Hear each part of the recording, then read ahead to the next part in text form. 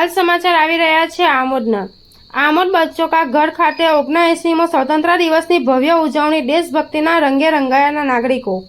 સમગ્ર ભારતની જેમ ભરૂચ જિલ્લાના આમોદ ખાતે પણ 15મી ઓગસ્ટના રોજ 79મો સ્વતંત્ર દિવસની ભવ્ય ઉજવણી કરવામાં આવી હતી। આ વર્ષની ઉજવણીમાં નાગરિકો અને ખાસ કરીને બાળકોમાં અનેરો ઉત્સાહ જોવા મળ્યો હતો। મુખ્ય કાર્યક્રમ બચ્ચોકા ગઢ ખાતે યોજાયો હતો, જ્યાં ટ્રસ્ટી બશીર રાણાના હસ્તે રાષ્ટ્રધ્વજ ફરકાવવામાં આવ્યો હતો। ધ્વજવંદન બાદ શાળાના વિદ્યાર્થીઓએ દેશભક્તિ આધારિત વિવિધ સાંસ્કૃતિક કાર્યક્રમની રજૂઆત કરીને સૌને મંત્રમુગ્ધ કર્યા હતા। આ કાર્યક્રમમાં મોટી સંખ્યામાં બાળકો અને શિક્ષકો ઉત્સાહભેર જોડાયા હતા।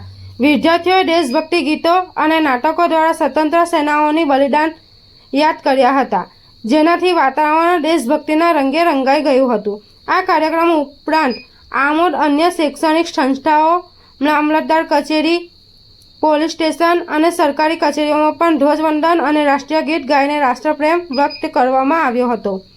આમોદના દરેક ખૂણામાં સ્વતંત્રતા દિવસની ઉજવણીનો માહોલ જોવા મળ્યો હતો, જે રાષ્ટ્ર પ્રત્યેની એકતા અને ગૌરવની ભાવનાને દર્શાવે છે।